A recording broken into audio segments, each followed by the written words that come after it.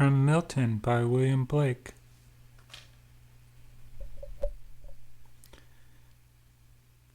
There is a place where contraries are equally true. This place is called Beulah. It is a pleasant, lovely shadow, where no dispute can come.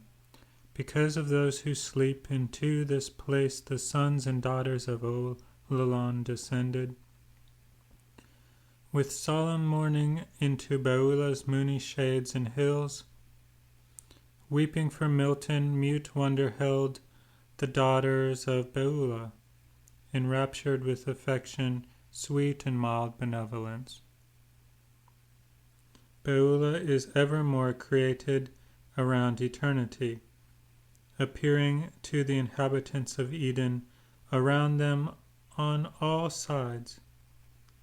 But Beulah to its inhabitants appears within each district, and the beloved infant in his mother's bosom, round encircled with arms of love and pity and sweet compassion. But to the sons of Eden, the moony habitations of Beulah are from great eternity a mild and pleasant rest. And it is thus created, lo, the eternal great humanity, to whom be glory and domination evermore, amen, walks among all his awful family, seen in every face as the breath of the Almighty. Such are the words of man to man, in the great wars of eternity, in fury of poetic inspiration, to build the universe stupendous.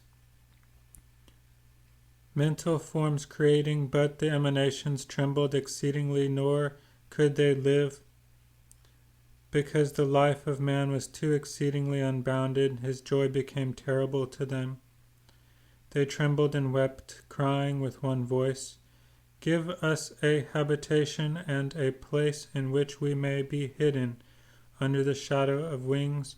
For if we who are but for a time, and who pass away in winter, behold, these wonders of eternity we shall consume.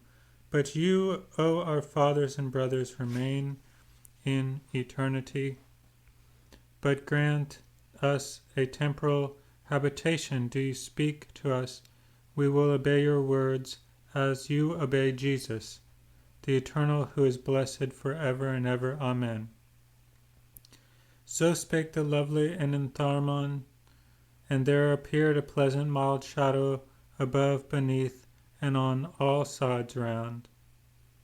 Into this pleasant shadow all the weak and weary, like women and children, were taken away as on wings, of dove-like softness, and shadowy habitations prepared for them. But every man returned and went, still going forward through the bosom of the Father in eternity on eternity. Neither did any lack or fall into error, without a shadow to repose in all the days of happy eternity. Into this pleasant shadow Beulah all Olalan descended, and when the daughters of Beulah heard the lamentation, all Beulah wept, for they saw the Lord coming in the clouds. And the shadows of Beulah terminate in rocky Albion, and all nations wept in affliction, family by family. Germany wept towards France and Italy. England wept and trembled towards America. India rose up from his golden bed as one awakened in the night, and they saw the Lord coming in the clouds of Olalan with power and great glory. And all the living creatures of the four elements wailed with bitter wailing. These in the aggregate are named Satan and Rahab. They know not of regeneration, but only of generation. The fairies, nymphs, gnomes, and genii of the four elements, unforgiving and unalterable, these cannot be regenerated, but must be created, for they know only of generation. These are the gods of the kingdoms of the earth. In contrarius and cruel opposition, element against element, opposed in war, not mental, as the wars of eternity, but a corporal strife, in Los's halls, continual laboring in the furnaces of Goganuza. Orc howls on the Atlantic, and Itharmon trembles. All Beulah weeps. Thou hearest the nightingale begin the song of spring, the lark sitting upon his earthly bed, just as the morn appears, listens silent.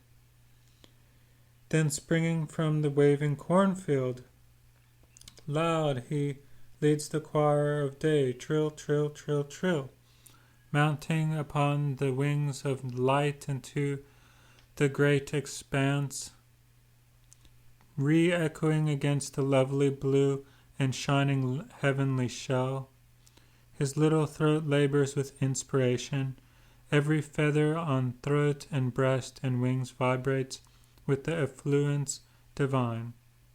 All nature listens silent to him, and the awful sun stands still upon the mountain, looking on this little bird with eyes of soft humility, and wonder, love, and awe. Then loud from their green covert all the birds begin their song, the thrush, the linnet, the goldfinch, robin and the wren, awake the sun from his sweet reverie upon the mountain. The nightingale again essays his song, and through the day and through the night warbles luxuriant every bird of song, attending his loud harmony with admiration and love. This is a vision of the lamentation of Beulah over Ollalon.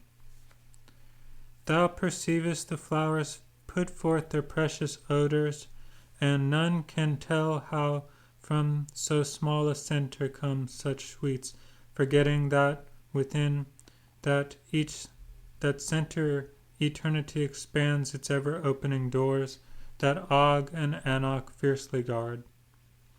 First ere the morning breaks, joy opens in the flowery bosoms, joy even to tears, which the sun rising dries. First the wild thyme and meadow, sweet, downy, and soft waving among the reeds, light springing on the air, lead the sweet dance. They wake the honeysuckle sleeping on the oak. The flaunting beauty revels upon the wind. The white thorn, lovely May, opens her many lovely eyes. Listening, the rose still sleeps. None dare to wake her. Soon she bursts her crimson curtained bed, and comes forth in the majesty of beauty. Every flower, the pink, the jessamine, the wallflower, the carnation, the jonquil, the mild lily, opens her heavens.